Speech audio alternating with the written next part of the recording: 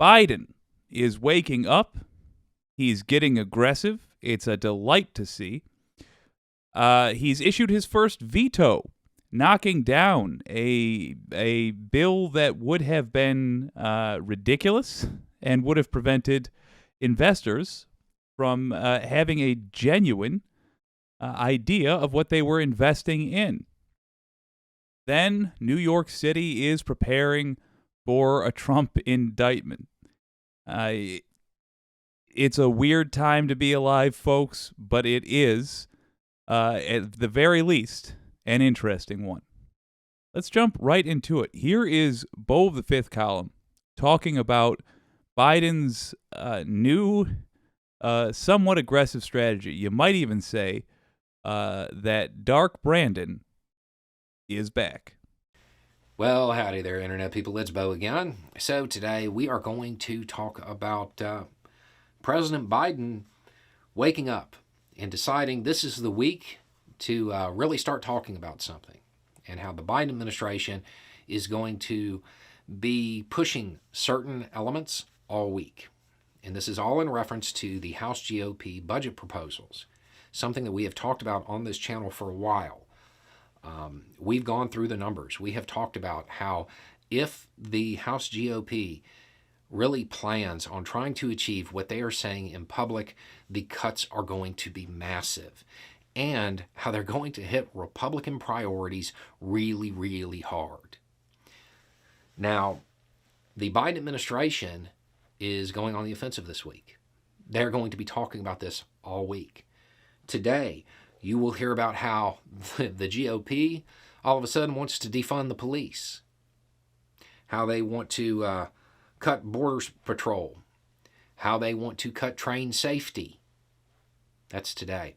Tomorrow, they're going to be focusing on healthcare and energy costs, and how the cuts to healthcare and energy are going to raise prices for, well, everybody, but particularly those who live in red states. Then on Wednesday, they're going to talk about how getting rid of the manufacturing incentives will encourage manufacturing jobs to be shipped to overseas. On Thursday, they will talk about the expected Medicare cuts and how that's going to hit seniors. And keep in mind, older people tend to vote more conservative. They tend to vote for the GOP a little bit more, statistically speaking. And then on Friday, the big one, defense cuts and what it's going to do to national security. There we are. Hold on a little bit more.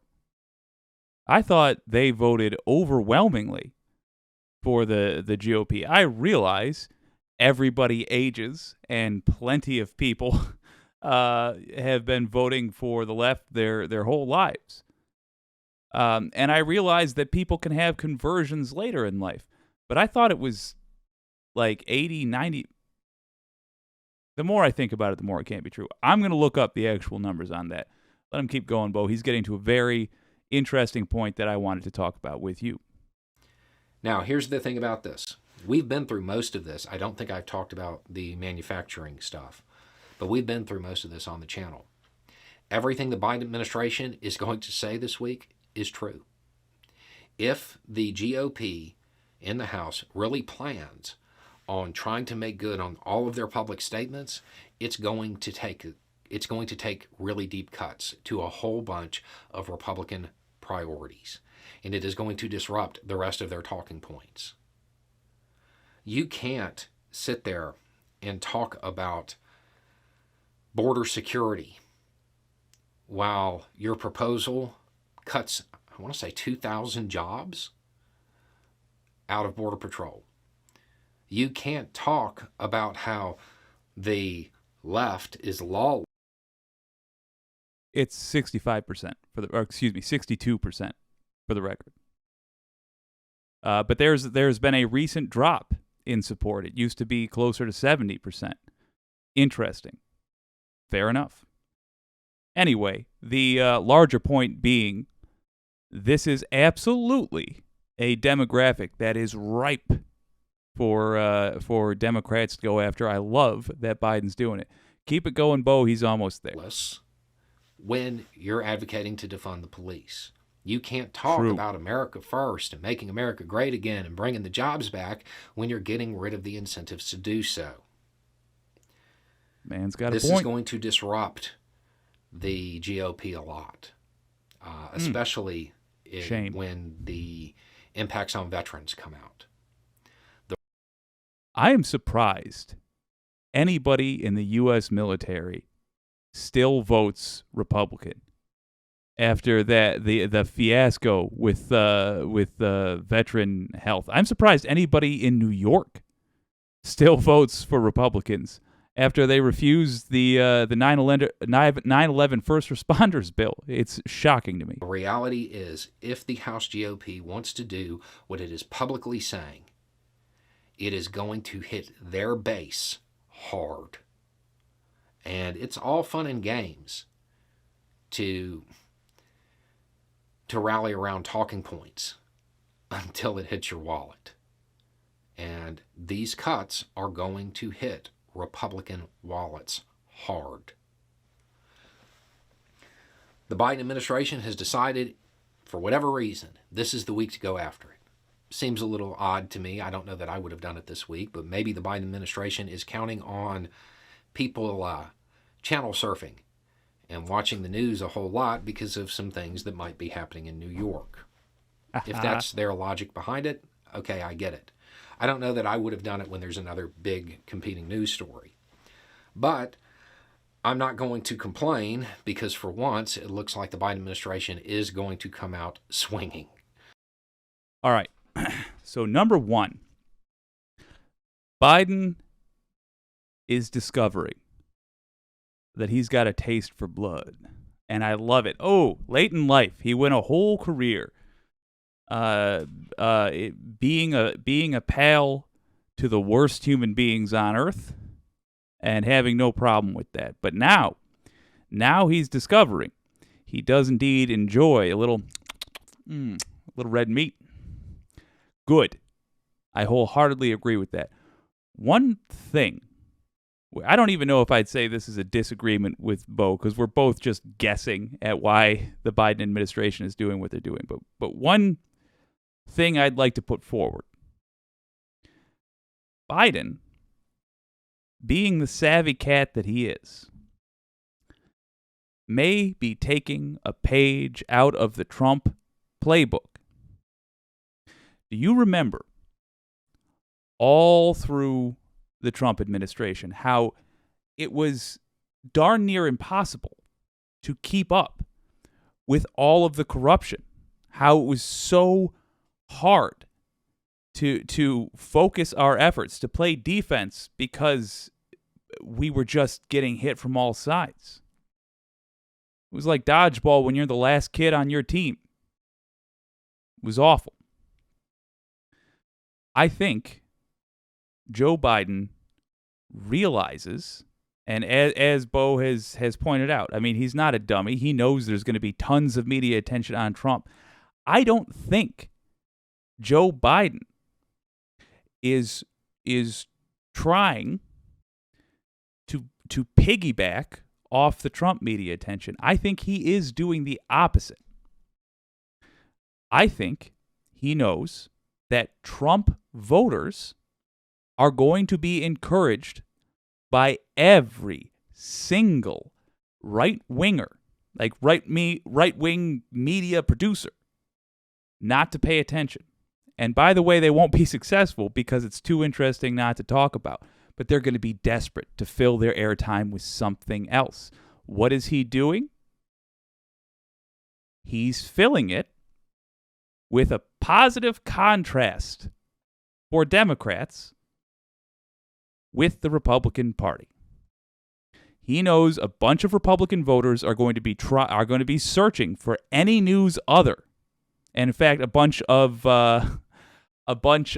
Republican newscasters are going to be searching for any news other than the indictment to talk about. And he's going to put them in a position where the only thing of equal note, or he's giving them the opportunity, I suppose, to talk about instead how much better Democrats are at running the country. It's a brilliant move. It's a brilliant move. How much reach would that message have had next week, the week after? Even if there's no Trump indictment this week, it's still going to be wall to wall people talking about, is it today? Is it today? But on the right, they're going to be looking for something different. I think this is a genius move on Biden's part. Specifically, what he's talking about is targeted towards right-wingers. Hell yeah. Dark Brandon. I'm telling you, man. Just an absolutely stellar move. Stellar move. We'll have to wait and see how committed they are to it. My point is, I don't think it's just channel surfing. I think it's very much a more involved strategy than that, and one I gotta say I agree with. But the Republican Party in the House has talked itself into a corner. They have made all of these wild claims in public about what they want to do and how deep they want to make these cuts. And now they're finding out what they're actually going to be cutting. I have a lot of concerns that because a lot of the House GOP is in its own social media echo chamber and feedback loop, that they may actually allow the U.S. to default if they don't get their way. Which, I mean, I think it was the Congressional Budget Office, or maybe it was Moody's, but one of them, one of the analysis, kind of showed that a short-term default would actually be better for the U.S. economy than the Republican budget. So, I mean, there is that. Either way, expect a lot of talk about the budget this week because the Biden administration has made it very clear that this is what they're going after, and they're going to talk about it. And the Republican Party isn't going to have a lot that they can hit back with. Because the reality is, if they want to do what they have publicly said they are going to do, it's going to take these cuts. It's going to take very deep cuts to things that the Republican Party has viewed as core principles. And there's no way around it. It's going to be weird hearing Republicans try to justify defunding the police after the last few years. It's going to be weird seeing them try to square their image of Biden, because remember, in those circles, he is cast as some leftist. For those that don't know, he's not. He's center right. Yeah. He is not a leftist in any meaningful version of the term. He is definitely pro-capitalism. I'm just so glad that other people look goofy when I pause them too, because there is not a still shot of me where I don't look like a jackass. And they're going Christ. to have a hard time. All right. So we'll just keep it on Bo looking like you're telling him a juicy secret. So I just want to make it clear right now that center right thing. Those who genuinely follow politics, like seriously follow politics, understand that Joe Biden on the political spectrum genuinely does fall to the right. You know, center, certainly center, but to the right. And I'm singing his praises in 2 segments on this very stream. I want to make it clear. It is possible for lefties to get along with right-wingers. It is possible for the America Biden fantasizes about and pretends to live in to actually exist. I would love the Conservative Party to just be the Democrats officially. And that's the future we got to work towards. But let Biden Be the proof of concept. If you're the sort of person who I don't need to explain the details of why Biden is indeed a right winger,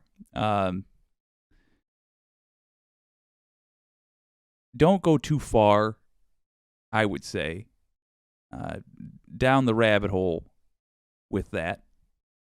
Simply appreciate the fact that there is such a thing as a conservative that you can work with.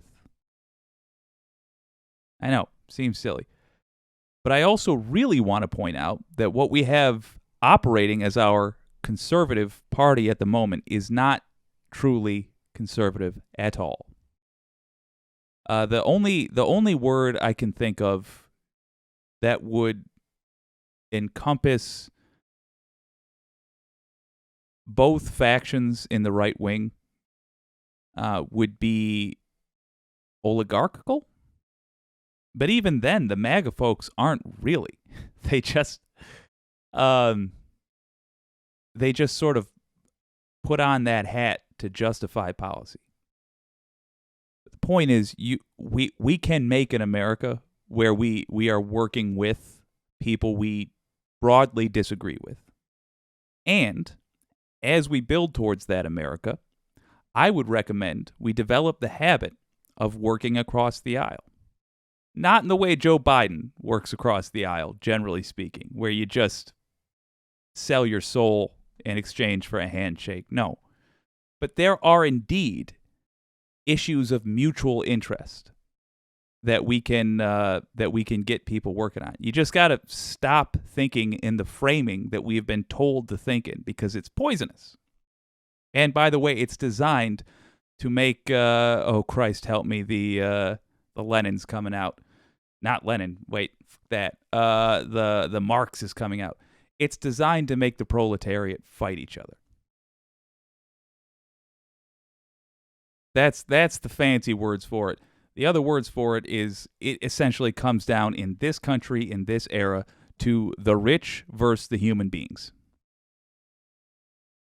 It's going to be a hell of a task to convince people that are okay hanging out with like straight up Nazis to vote with us. It's going to be a hell of a task, but it's doable.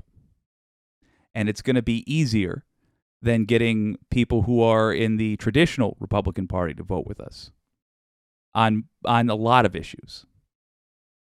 Because the motivations for the traditional GOP, they know what they really are, and they know the difference between what they're motivated by and what they say. MAGA, their political compass is spinning. And all we got to do is tell them the truth effectively. Responding to this, we can hope that there is enough pushback from outside of their echo chamber that they start to adjust their views on this and maybe soften their position. Because if they stick to a hardline position on this, it doesn't matter if they get their way or it defaults. It's really bad for the U.S. economy. Anyway, it's just a thought. Y'all have a good day.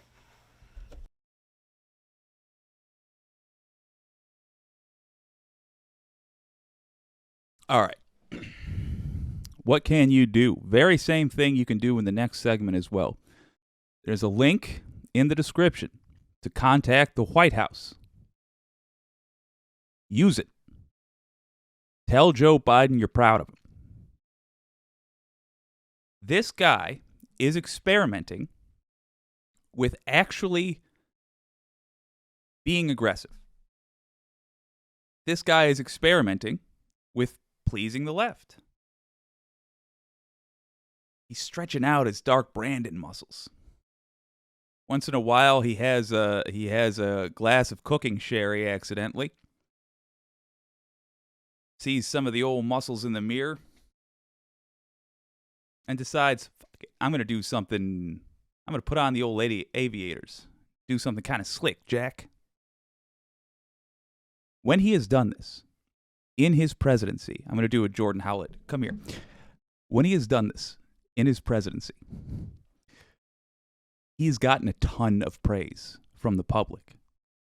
Remember that whole Dark Brandon meme? Don't pretend like he didn't see it. I know he's old, but he's powerful enough that he has young people that work for him that say, hey, look at this. He's responding positively to praise. We got to give him that praise. Give him the praise. Tell him, great job. Great job on this media tour. Great job this week.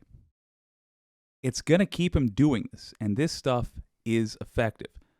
The MAGA folks, the MAGA house, does not realize quite yet the reality of dealing with the American attention span. They could get out of this. But yeah, what the hell? If you happen to be watching this, I don't know if you're doing like Oppo research or whatever. I don't know if you just clicked on a wrong link and you can't figure out which window to close while you're trying to have a gentleman's masturbation session. But here's some advice. You will not suffer from this for more than 2 or 3 days if you just throw in the towel. You have, MAGA, a nonsense budget goal. You know it, and for Christ's sake, even Joe Biden knows it. Your people are never going to be satisfied with what you do. So the way to minimize the damage is rip that Band-Aid right off. You can spin it. Go ahead and spin it. You can really go crazy. That's what you love. Go crazy. Say, we need all hands on deck for Donald Trump, our president. We don't have any more time to spend on this. We didn't know that the crazy left was going to try to indict Donald Trump. So now we need to blah, blah, blah. Anyway, here's our budget. We're doing what Biden said. Yada, yada, yada. My point is, how many headlines is that going to generate? Particularly now, in this week? Are you kidding me? Throw in the towel. Because you're not going to suddenly start winning this fight. You're getting your ass whipped. And it can only be good for the country. I'm encouraging you to do this, MAGA, knowing full well that there is, at best, one guy who votes for Trump that's listening to this. If that's you, pass this along, because this is genuine advice from the opposition meant to help. Meant to help. Clearly, MAGA, you don't have a budgetary goal. You don't really. Yeah, you don't have to admit it out loud, but you know it, and I know it. There was never a plan. So throw in the towel. But for the rest of us, contact Joe Biden. Tell him he did a good job. Because he did a great job. And he needs to hear that we enjoy it. That we sees it and we likes it. Even though I think his target audience for this is MAGA. I want him to remember the positive feedback he got the next time such an opportunity arises. And by the way, we have about a baker's dozen trials of Donald Trump in our future. There's a lot of opportunity to message to this audience. Take it. And convince Joe Biden to take it. You can do that by sending one email. Go get him. Summon Dark Brandon.